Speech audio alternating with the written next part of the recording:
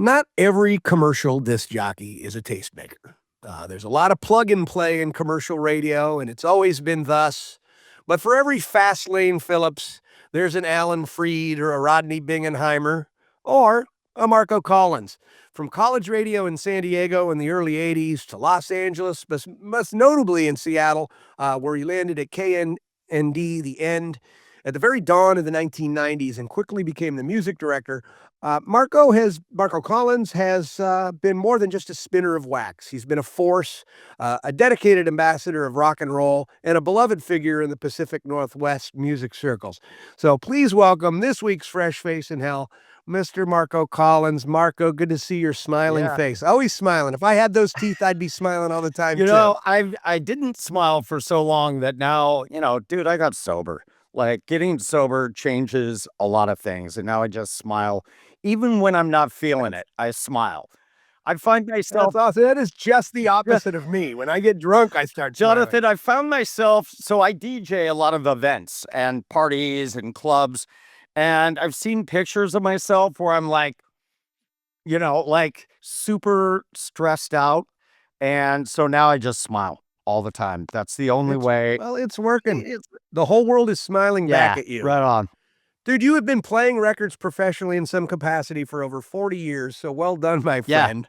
It's a pretty nice gig. How did you make that happen? And let's start way at the beginning. Who was bright-eyed, bushy-tailed Marco Collins in, say, 1983, 1984? Yeah, I was a kid in high school that just was so excited about music. I was the fine arts editor of our newspaper. I was really into punk rock back then.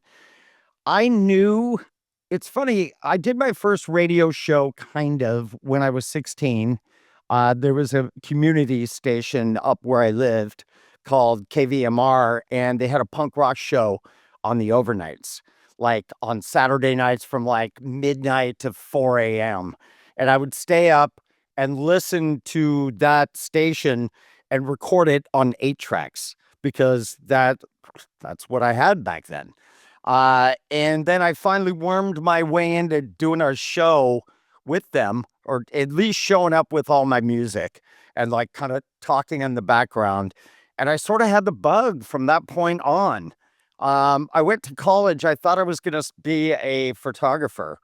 And I worked for a studio. I got a scholarship for photography, and I ended up just pouring myself into music. I went to San Diego State, got involved with their radio station, became the music director, and things sort of just fell into place. I don't feel like I ever really chose a career. It kind of I just happened into it accidentally. I worked in record stores back then as well, and I got an internship at 91X in San Diego. I heard that you just had Tim Mays on.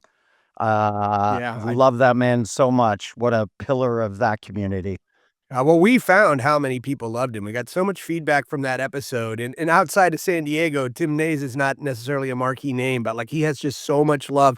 I guess because we've had so many touring rock bands on the show and things like that. So it's like these concentric circles of Tim Mays knowledge. Tim Mays is like Adam Zachs, like so well respected for what he does in this scene. You know what I mean? It's like he's been doing it since the very beginning.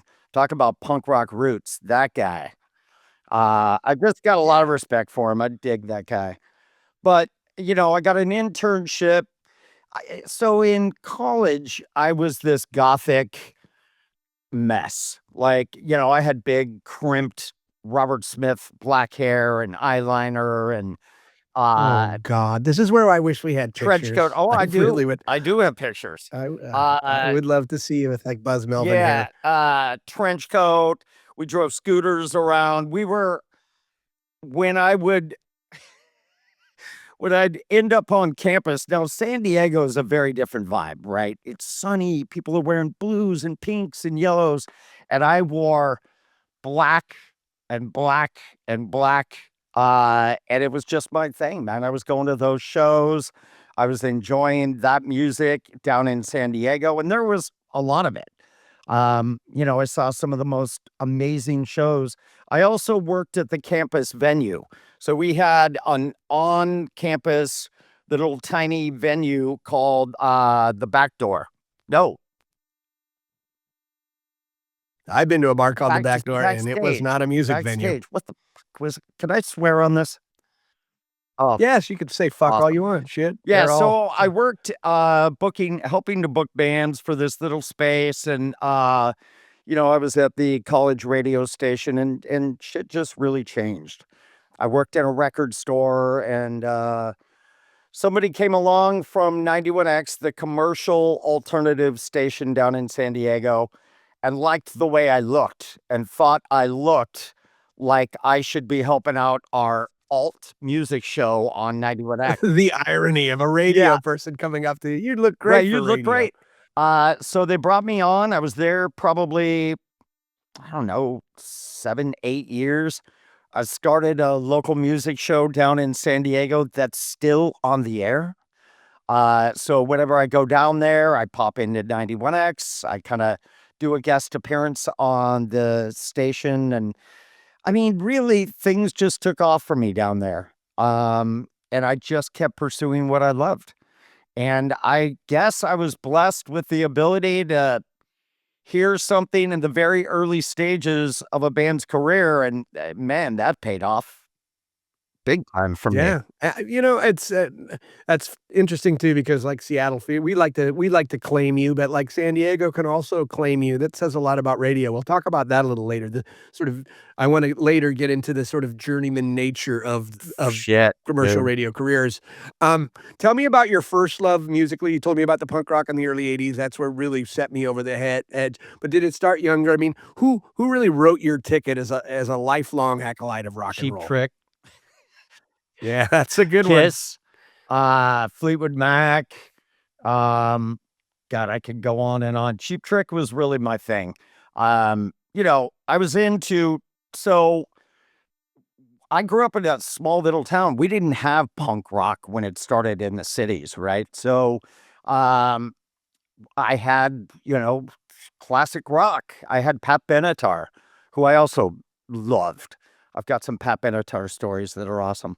I loved the Go-Go's. I loved anything that sort of stuck its head out as we're a little bit different than what you're hearing on classic rock stations. But then again, I also loved AC/DC, dude. I loved, God, I'm trying to remember who all I was really into at that time. Joan Jett. But Cheap Trick was my band. It was the first concert I saw. Bought those tickets. $13.50 is what it cost me to go see Cheap Trick at Cal Expo in Sacramento. And they were opening for Blue Oyster Cult. And that was my band, man. I thought these guys are so fucking weird. This lead guitarist is just a freak of nature. He should have been in a punk band, honestly. No, well, I think Cheap Trick has a lot of crossover. I mean, I think a lot of punk rockers like Cheap Oh, Trick. I yeah. think they're unique among bands that are played in sort of in that classic radio genre. That I think they're one of the bands that like have punk rock cred. Yep.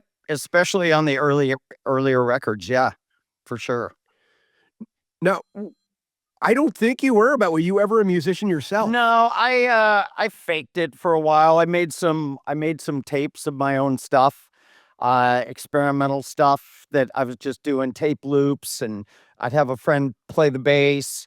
I was for a very short period of time in an all-girl goth band, and I was the singer. So it was all girls. Well, then it wasn't an It all-girl was all band. girls and me. Not to And cut hairs here. I loved that dynamic. And it was super moody. It was super Cocteau Twins. Oh, they were the other band. They were another obsession of mine, the Cocteau Twins. Cocteau Twins? So, Yeah, they were just sort of peripherally part of that new wave, early '80s. Back then, like in the early '80s, I was so much great music from that time I didn't come to until I was in my 30s. Because if it was like, I mean, I was listening to Black Flag and DOA and DRI and just, insert letters. And so like anything, like even the Cars, like who were a little bit earlier, but they were still being played at my prom and things like that. I thought the Cars were lame then. Oh boy, did they blow my mind. And, Oh, I love the in Cars. my I loved 30s. that. I know. And I would have, if you would have asked 14, 15-year-old me in the early 80s, I would have, lame. That's prom Right. music. I think you're probably a little bit younger than me. How old are you, Jonathan? Okay, so I'm Yeah. 57, but like I started going to punk shows when I was Holy 13. So shit. around, Okay. 1980, Then we're 1981. right in the I was always the same. youngest guy in the scene. My first punk show was Flipper. And Ah, great God, band. dude, I did not get it though. I was still the kid that was going to punk shows with long hair. And that back then you had those kids that hadn't cut off their hair and bleached it. They were still rocking the long hair rock look. And I was that kid for a while until I had a girlfriend from my little tiny small town in Northern California, moved to San Francisco, and she learned how to cut hair and do this whole thing. We're talking high school. And she moved back and just looked amazing. Like I hadn't seen anything like it. She lived down the street, so we used to hang out, trade music. She ended up cutting up all my clothes and spray painting Anarchy A's with stencils. And back then, I didn't know what the fuck Anarchy was. It was just a cool looking thing on a t-shirt. We started shopping at, thrift stores, but mainly she turned me on to bands like the Germs, even Susie and the Banshees, who also became one of my obsessions at one point. But yeah, man, it was almost like, you know, I had some trauma at home. The moment my dad left the house, I was like, fuck it. I'm doing what I want to do. I'm cutting my hair. Mom ain't going to say, well, she may complain, but she's not going to stop me.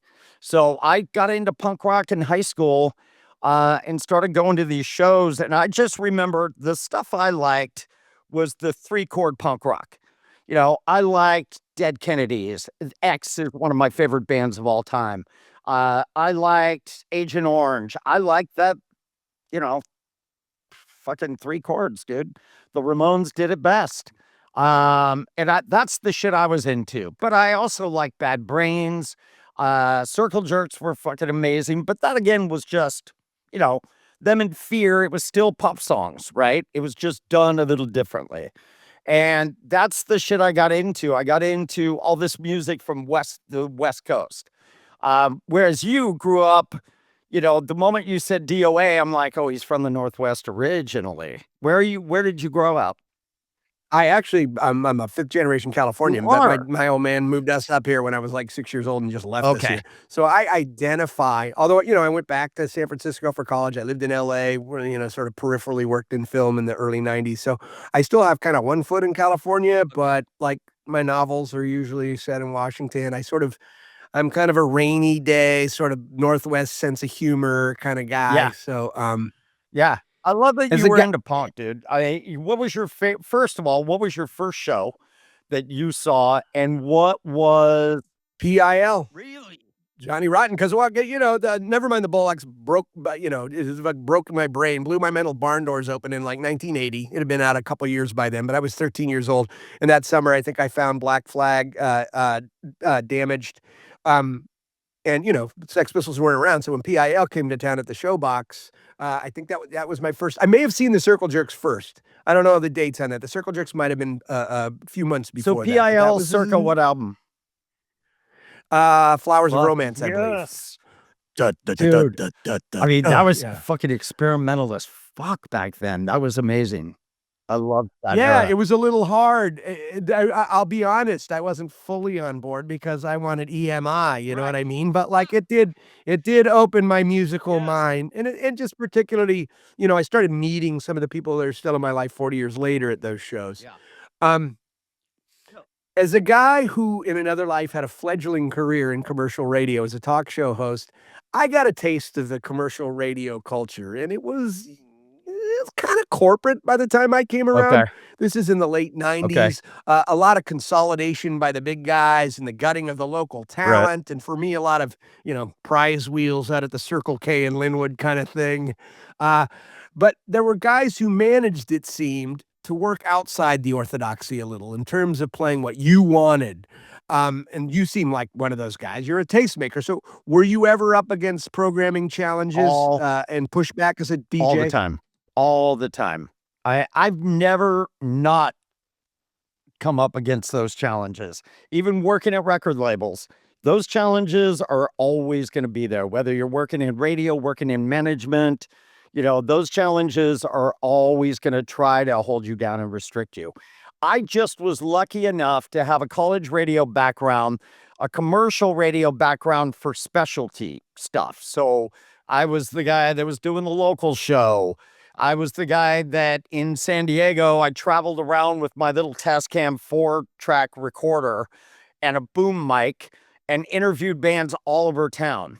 I got a lot of experience sort of doing that stuff. So I was very idealistic when I came to the end, because the end was run by the same company that 91X was. So I had left 91X and went to work for Relativity Records up in Los Angeles, or Torrance, as it were.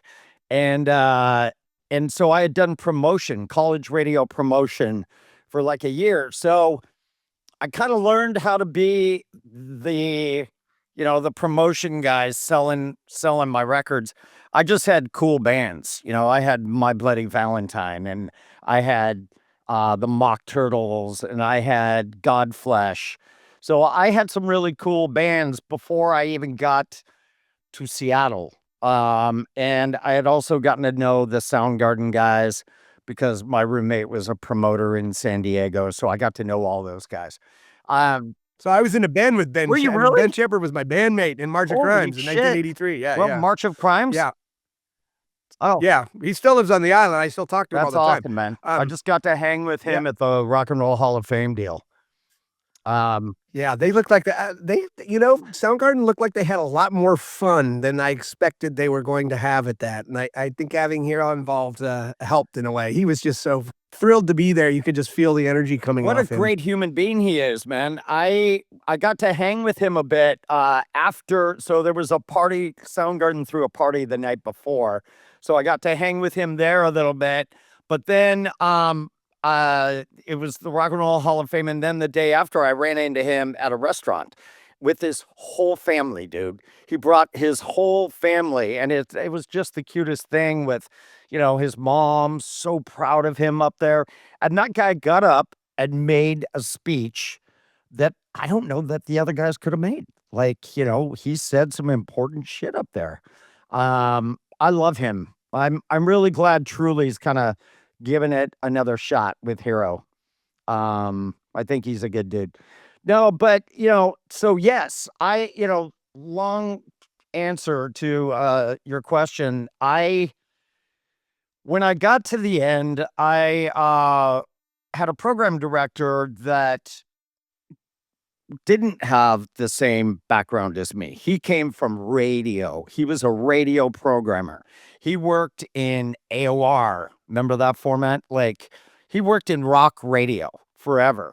And he was a numbers guy. He was like, we do it by the number, we do it by the chart.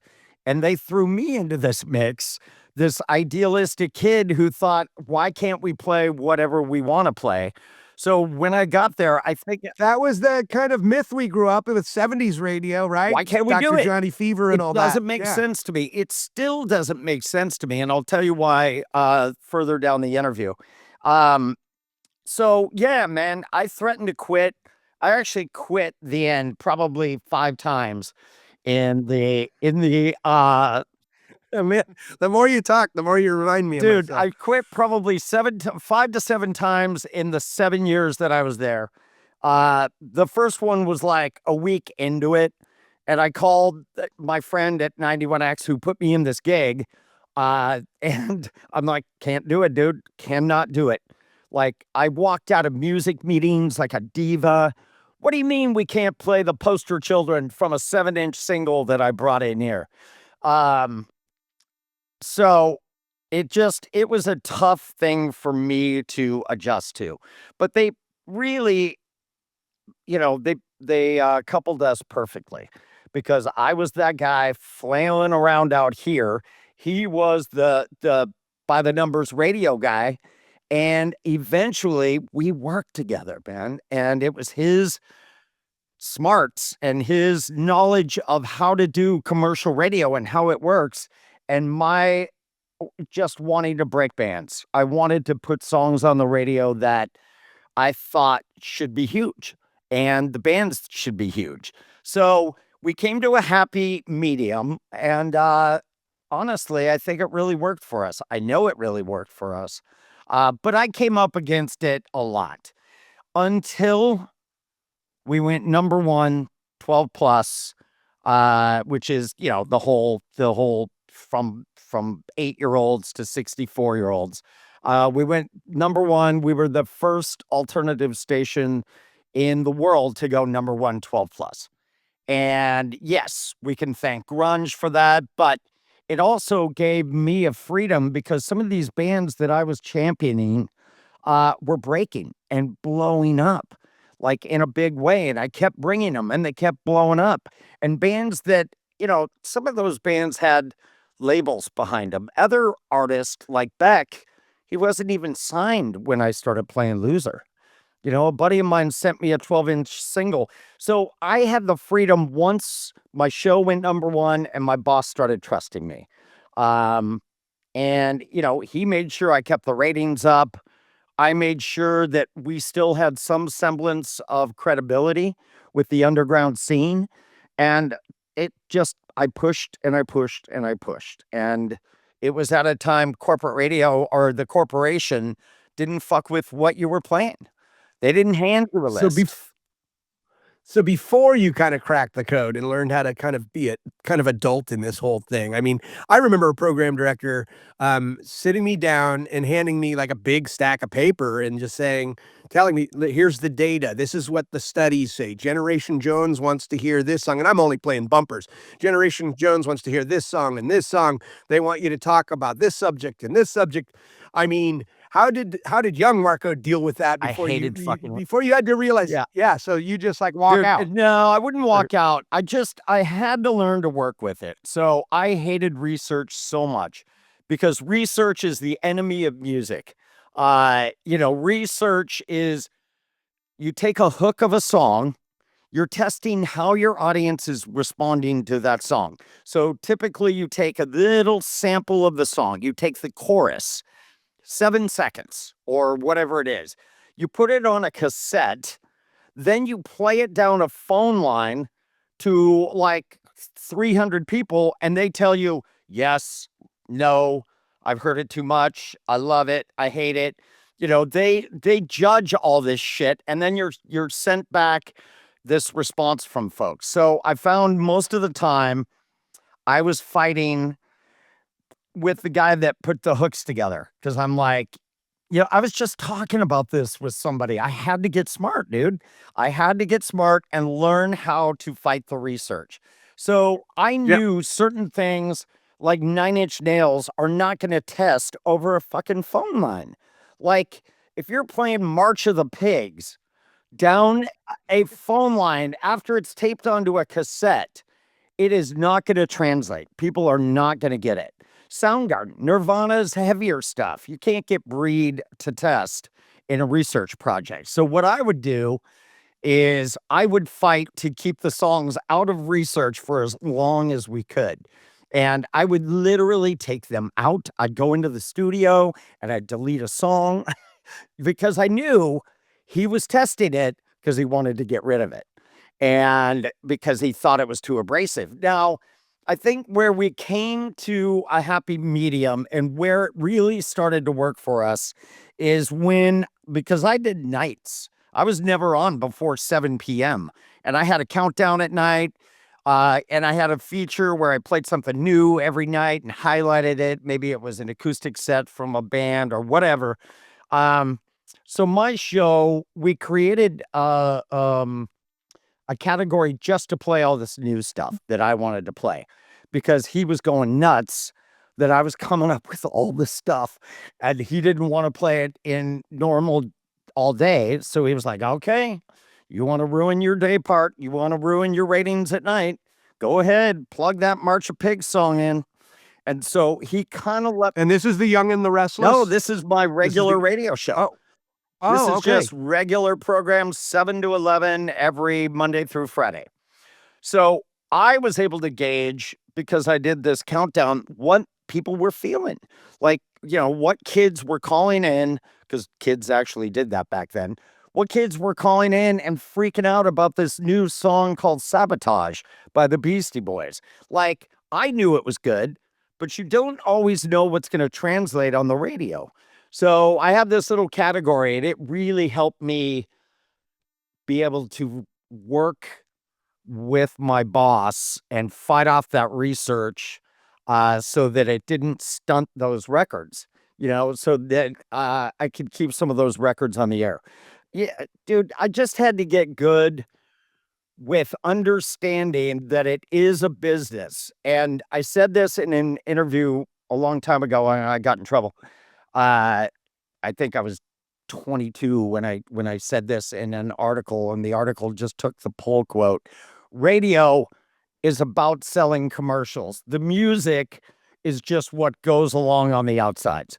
I said something like that, and And that's largely it's true. very I mean, true. It's more than true. Now, I prefaced it, or I ended up saying, now, having said that, what you can create outside of the commercial break is brilliant. Of course, they didn't, they just added that one quote, and it ended up in an article, and I got called into the general manager and blah, blah, blah. I just wanted people to understand what commercial radio actually was, and I've always felt like I could infiltrate the man by being a part of the system.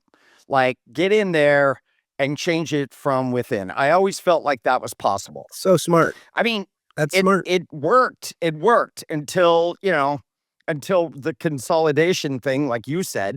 You got into radio right at the end of the 90s, and that's when shit started getting, a little shady. In a way, I was kind of lucky, though, because I had right about once consolidation started, that's when you had everybody coming down the GM track instead of the on-air talent track. So they were just bean counters. So my program director was Chris Olinger, who was originally from Denver. She was Alex Berg's on-air partner, from talk radio, the guy that got assassinated. She was his on-air partner. So she was really cool. I was so young and stupid. They were like trying to groom me. I remember we're like sitting in the executive suites at the baseball game, and they're, how do you feel about like 6 to 9 a.m., like a morning zoo? And I'm like, you know what I said? Oh, it's too early. Yeah, you did.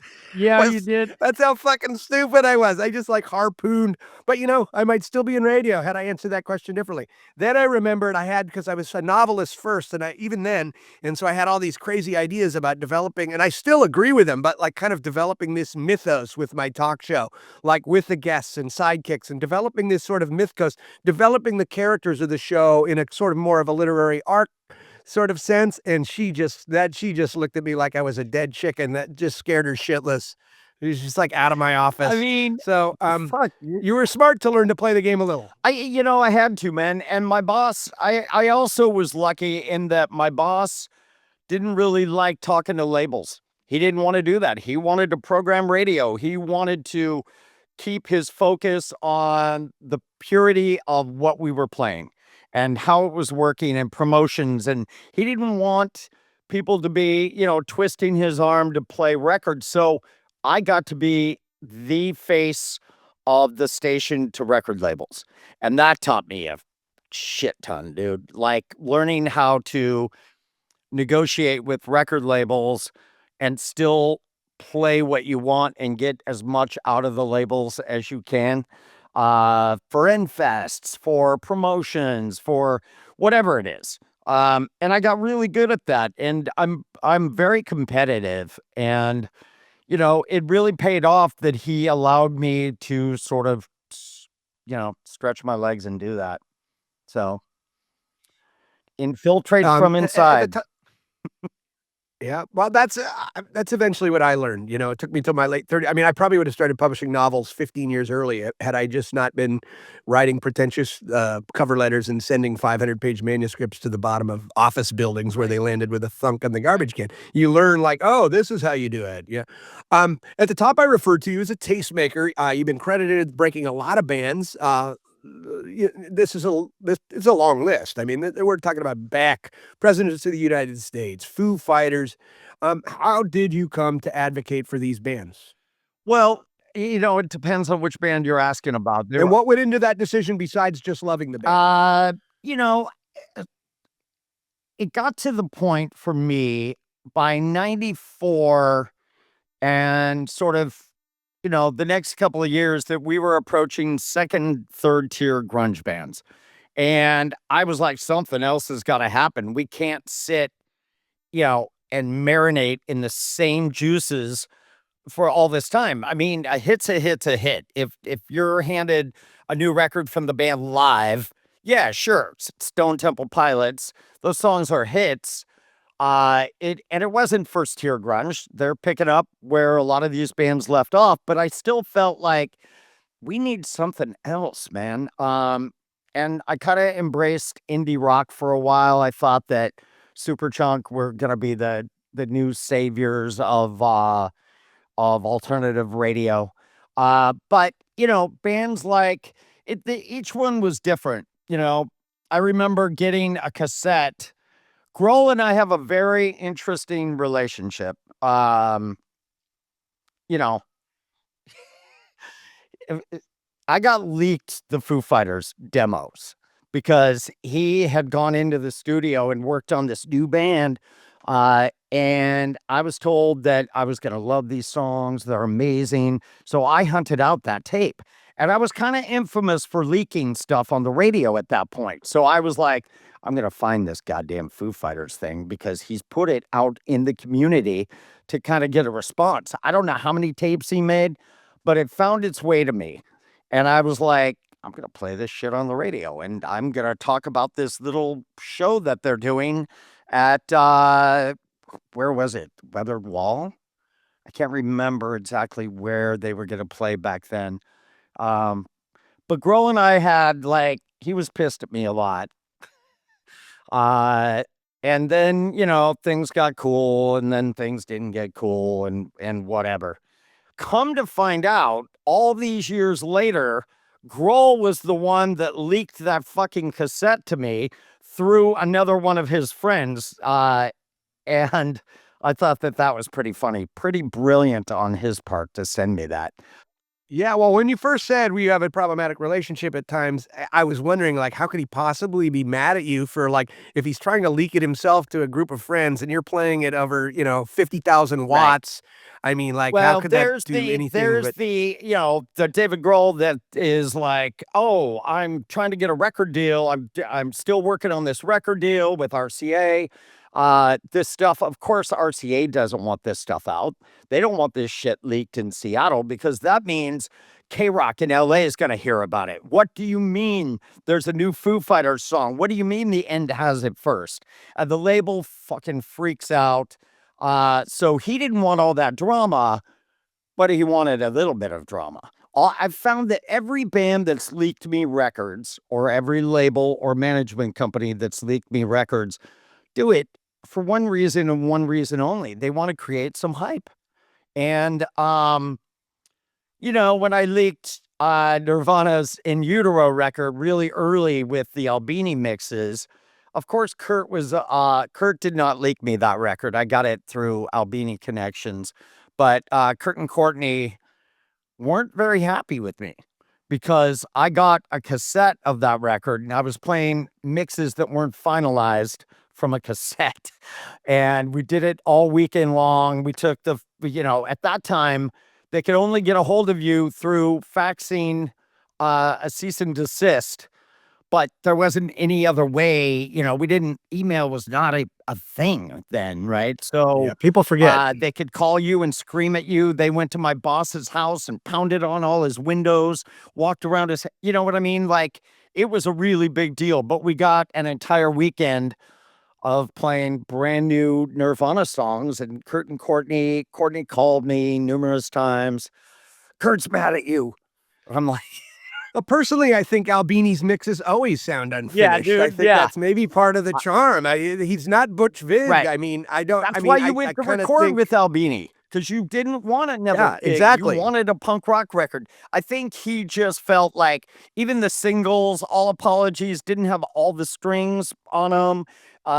Dumb hadn't been honed. Like the 3 songs that they had, I forget who they had remixed them, but they remixed them to sound a bit more palatable to radio.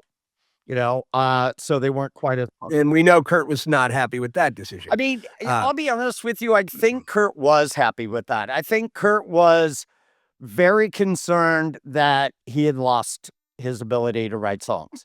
At that point, when they were in the studio with In Utero, Kurt was not the confident. I mean, some of those songs aren't, he cranked a lot of that stuff out like right near the end. He wasn't writing, Smells Like Teen Spirit, Come As You Are. And he felt like well, All Apologies kind of is. It is. So maybe, Teen yeah, Spirit. he The hit same home riff, on that. All Apologies. and it's the best song on the Sure. record. But it's not Smells Like Teen Spirit. And I think his biggest concern with me leaking that record is it's not finalized. You're playing very raw mixes of songs that we want to happen. Like, he wanted that record to be good. He didn't want to just say fuck you. He wanted to say fuck you. Here's a punk rock record and we still got some hits. You know what I mean? He wanted his cake and eat it too at that point. And who wouldn't? This is interesting because this is a side, and I only knew Kurt peripherally through the Melvins in Aberdeen, Montesano in the early 80s. And, being at the same clubs and so forth, He was struggling, standing man. at the bar he was with him. struggling to write songs at that point. But he was also But the struggling- idea that he's actually embracing wanting to, we never hear that. The story we usually hear is this, that Kurt was like really disillusioned with rock stardom and that he just didn't want to do this. And, it's the familiar story with rock and roll that like we wanted to start a band. This is about like playing for our friends and like getting a few free beers from the bartender and like, wait till you have kids, you'll change your tune really quick. No, dude, he even said, we found an interview where he was talking about me leaking this stuff. And he was like, people are going to think the new Nirvana album isn't good. And so he was really concerned about that, man. And I think he was kind of insecure about whether or not he still had it. So can I admit, so I'm going to make an admission. I sometimes, because I talk a lot about music with a lot of musicians. sure. I spin records myself on community radio now and then, and it's just not a very punk rock thing to say, but I'm not. Usually when Steve Albini, first of all, that article he wrote about A&R guys, like that's must reading. I reread it every year. What a brilliant expose that was. But I find that I don't like his production as much as, like, for instance, I love Bleach first, but like I actually like Nevermind more than I like In Utero. I like Butch Vig's production. I think if Butch Vig produces that record, All Apologies is probably the single or up front, not the last song. Same with Breeders. Like I like Last Gasp. Last Gasp. I like that record better than the Splash. Splash, right. And then I think it was the next record Albini produced, which I love too, but I just didn't love it quite as much. I just had to get that up my chest because it's not a very punk rock thing to say. What about Surfer Rosa? I love Surfer Rosa, but Doolittle to me is like one of your, that's a desert island. Right. One top 10 record for me. I think Albini, a lot of that's his songwriting. Albini, when he produces a record, when he produced a record, he became an additional member of that band. He brought in a very distinctive drum bass sound that was kind of cookie cutter in a lot of ways. So people went to him for that fucking sound, that abrasive, fucking edgy sound. So in the early days, before I even moved to Seattle, 89, like his shit was awesome. Like Big Black and those noises he was able to come up with. And he was so outspoken. But Surfer Rosa, That record is one of my favorite records of all time. The first time I met Frank Black, he came in and I had that record on vinyl, and I asked him to sign it and he wouldn't sign it because he hated the mixes. And I'm like, Do you ever think if Frank Black was better looking, the Pixies would have been bigger?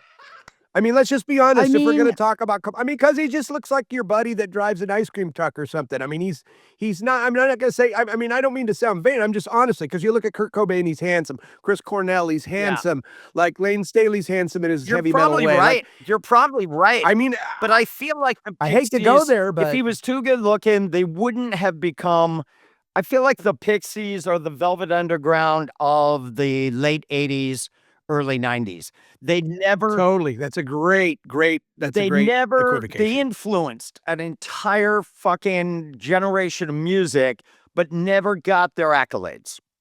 Fair? Yeah, the whole loud, quiet. Oh, You know, that was all Pixies. I mean, that was, Kurt has said numerous times that Nirvana's early incarnation was just a Pixies cover band. You know what I mean? Like, that's what he wanted to do. So I believe that's what Parquet Court says about Nirvana, Pavement, for sure. Yeah, and you hear it for sure. I think I actually heard them admit that once, and I'm like, oh, now it's making sense. They actually write a better hook than Pavement at times. Yeah. They're a little more dynamic than Stephen Malkmus's songwriting to me. So you actually dipped your toes. It wasn't even tentative. I mean, you started Stampede Records. Let's talk about that. You know what? Stampede for me. And this is when you're at the top of your game at the end, right? Yeah. This is kind of when. And I liked. I'll tell you what. I started getting sick of the machine, the radio machine, and I started realizing, oh fuck, not every band that I put on blast is going to make it. And they're not going to make it most of the times because they don't have a major label pushing their shit.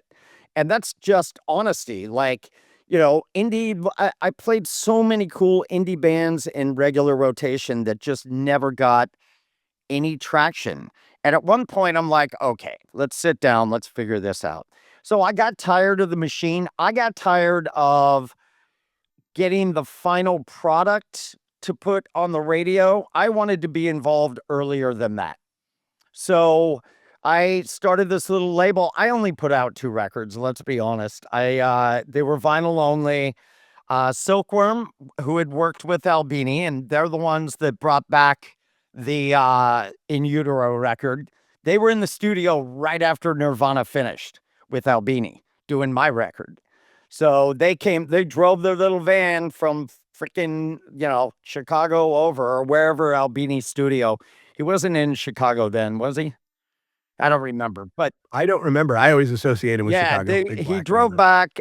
They drove back, handed me that cassette, and I'm like, holy shit, this is, we're talking, a month in advance of the record coming out. So, yeah, man, I just wanted to I wanted to be involved in the creative process, because I was feeling like you only have so much control when you're handed something that's finalized.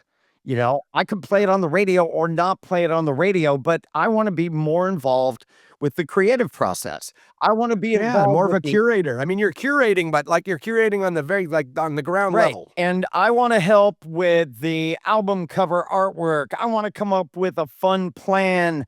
I want to send this shit out to labels. I want to sort of represent this talent from, like you said, the ground level. So that's why I started that thing. It was, it was out of love, and I loved that band, and I approached them. I don't really know how that whole thing came to be with Silkworm. I used to record these bands in the studio, and I was just like, it was me and 4 microphones, dude, like little shitty microphones in our Studio B at 107.7 The End. But I would record huge bands, and I would have no engineer except for me. So I'd sit there and we'd spend 6 hours getting a fucking Sunny Day real estate session, and we're all sweating in this fucking studio, but I'm trying to get the guitar sounds just right. The drummer gets 1 mic, so figure it out. Wherever the mic goes, We're not trying to create fucking Siamese dream. So I came up with this Silkworm session that just ended up sounding like $1,000,000. Like 2 acoustic guitars, I panned them to the right and to the left. It just sounded good, dude. Matador Records heard that and they were like, we want to put it out. We want to put it out like fake Marco Collins or fake John Peel sessions. So we're going to make it the Marco Collins sessions and we're going to put this shit out. And I was like, yeah, I fucking love Matador. Of course, I would love to do this. So that was the first project that happened before I put out the 12-inch on my own label. And that kind of really blasted things off with my involvement to a further degree outside of radio. People were like, dude, that record sounds so great. And I'm like, God damn, first of all, I recorded everything to 1/4-inch tape, which if you worked in the late 90s, I'm sure you were recording either that or a DAT tape, right? So I'd have everything recorded on a reel and I lost the fucking Silkworm reel.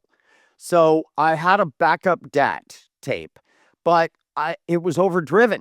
So it was so hot that everything was distorting. So I was like, you guys, this is all I have. Well, Matador, worked their magic with a studio producer who was able to take out the distortion and still make that recording sound great. But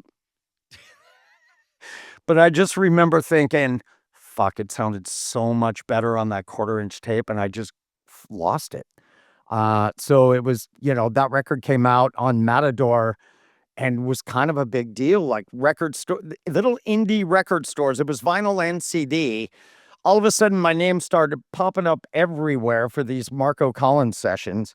And the band made up fake names like, Mike McCready and Mahogany Rush.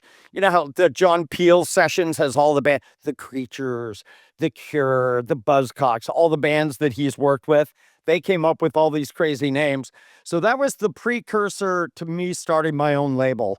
And then I just put my own money into it and the band came up with the design. When they approached me to do this, I didn't know they were recording with Albini. So the moment I found out my first fucking record is going to be an Albini record, I was like, dude, I couldn't have been more excited. And you know what? It kept me interested in radio. It kept me focused because I was, taking care of that creative side.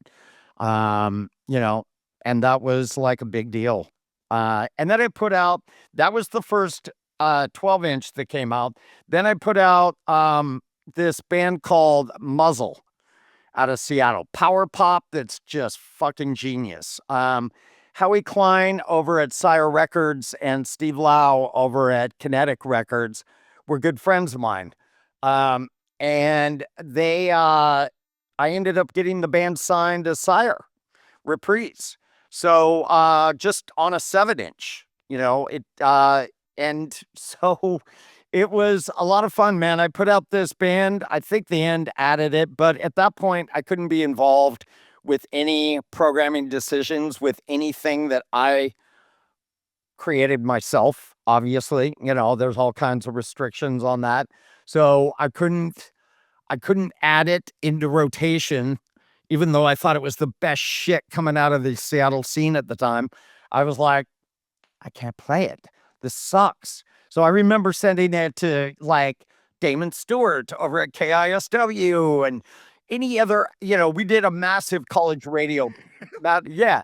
I'm like, I can't play it sending in it to Seattle. in the little lair of the enemy. Fuck, dude. Wow, Yeah. that's a strategy. Because at that point, the most important thing was supporting these bands. Like, getting this project off the ground. I believed in the band and, they killed it on that first record for Sire. They did really well. They got on commercial radio. They toured the world. They did great things. So that was a lot of fun. Just doing that stuff. And then that sort of later you became go ahead. I was going to say later. I mean, just later you became an A&R guy. I did. For Yeah. So, I mean, tell me about that. I mean, we just talked about Steve Albini's his expose on A&R Guy, where you taking bands out to fancy restaurants and getting them to getting them drunk and trying to get them to sell or sign napkins Dude, or. you know what's I mean, funny? I know you work with. I was so new at being an A&R guy. I moved to Hollywood. I went to work for a brand new record label that was managed by Loud Records, the hip hop label, and Rage Against the Machine's management company. So I was in Hollywood, got my own office. I'm like ready to go, but I didn't want to go fucking hang at these showcases at, Johnny Depp's fucking bar where every other slimy A&R guy in the world is hanging out. Like, that's not my strength. So I was like, I had 4 bands I was going to sign. I was only there for a year, and then I went to work for VH1 in New York City. But dude, I was a terrible A&R guy. Like, so I tried to sign DJ Z Trip, right? So I flew to Phoenix, which was his home. I get there, I take him. So I was trying to sign him and one of his friends' hip hop groups. And I take them all out for dinner, and my credit card is turned down at dinner. I haven't checked into my hotel yet. So I can't check into my hotel without a fucking credit card so basically, like, the guys were laughing at me. Hey man, can you pick up dinner Dude, and let me they sleep in your picked up house? dinner. We're gonna make this. Maybe record I had happen. enough cash to pay for dinner. I don't remember, but I was not rolling in the dough. Everything was supposed to be put on a credit card, and then I fucking, expense it at the end. Well, I couldn't afford to get into the hotel. I couldn't, all of these things. So I slept on Z Trip's fucking couch in his studio, dude.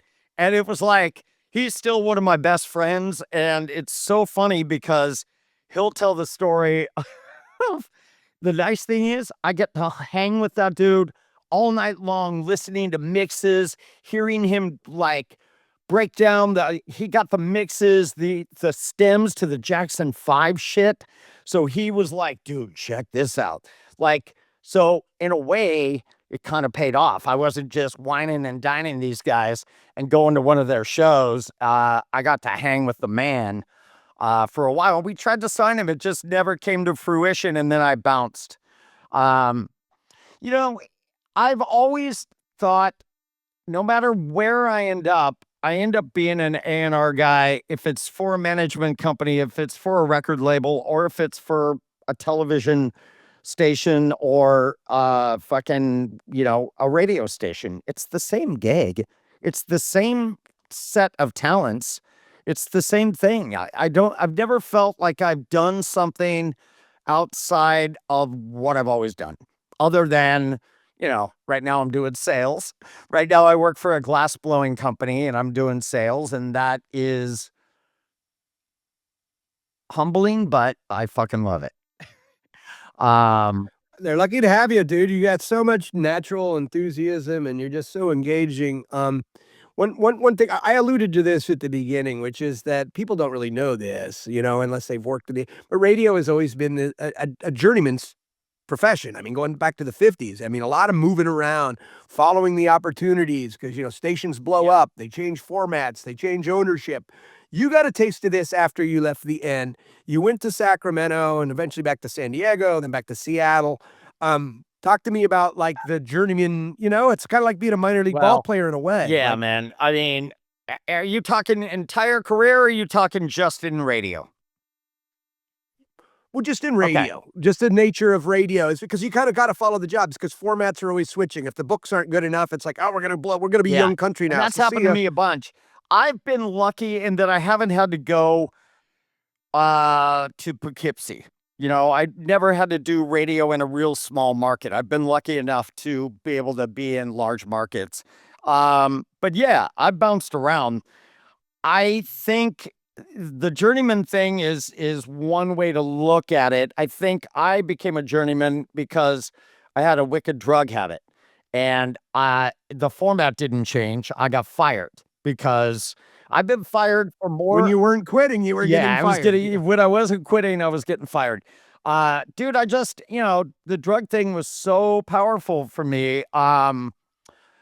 I've been to treatment 9 times, and I've got 8.5 years clean and sober now. But man, I was getting fired right and left for stations that I was killing it at.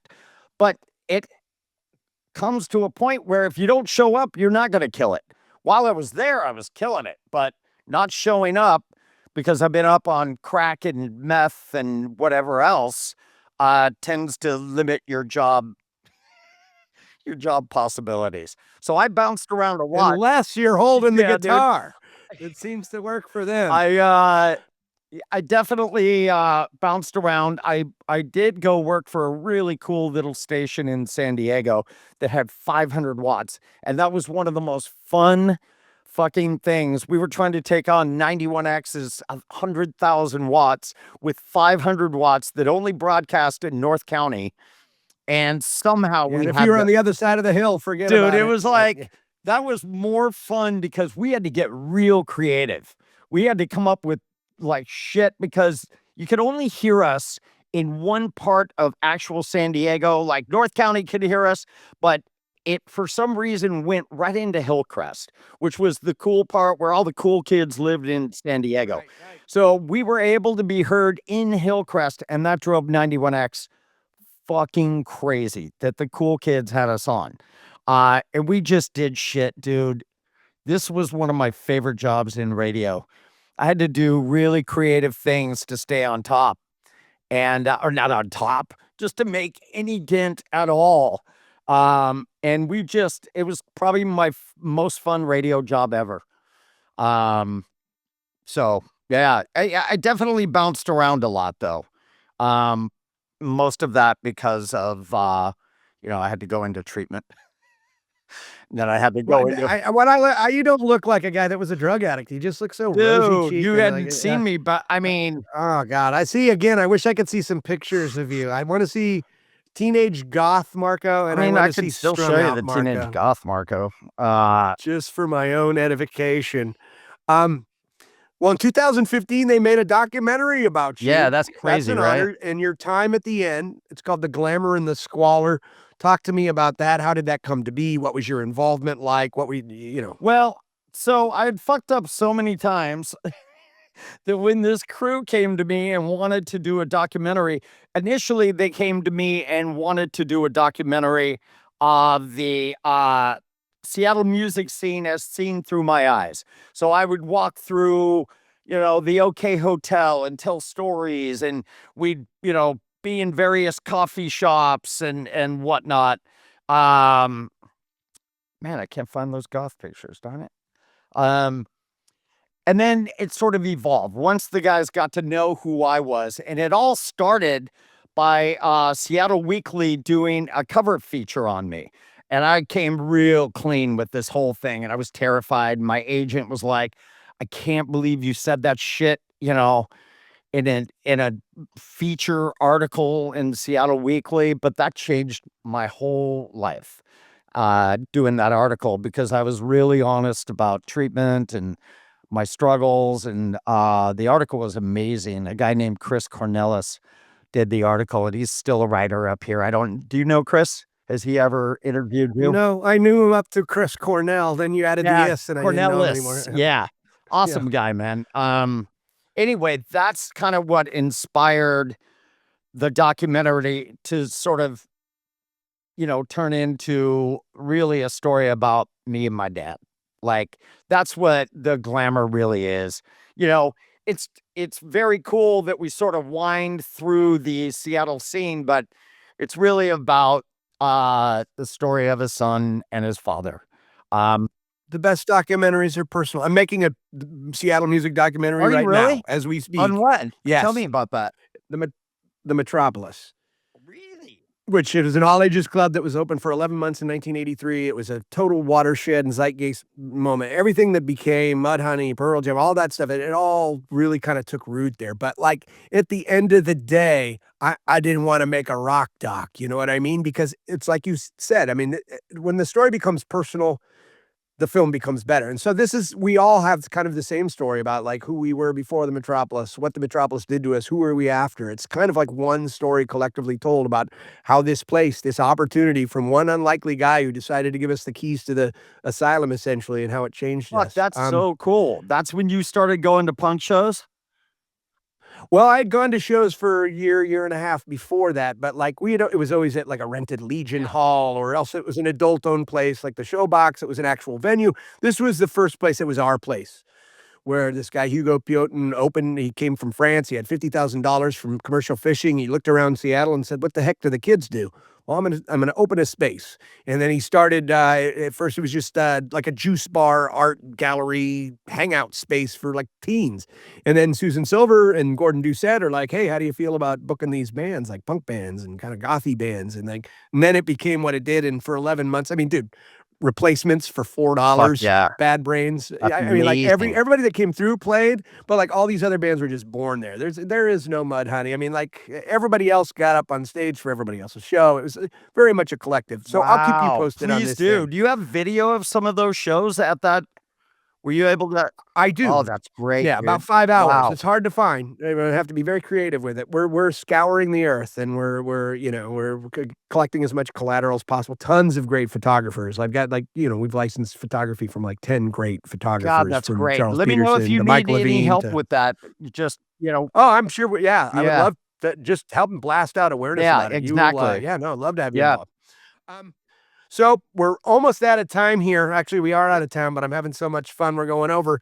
I gotta say it, man. I mean, you've had some ups and downs. You're tired. This thing with the Seattle Weekly, like everyone's like, what did you make a mistake? But in the end, you've got your own exhibit in the goddamn Rock and Roll Hall of Fame, man.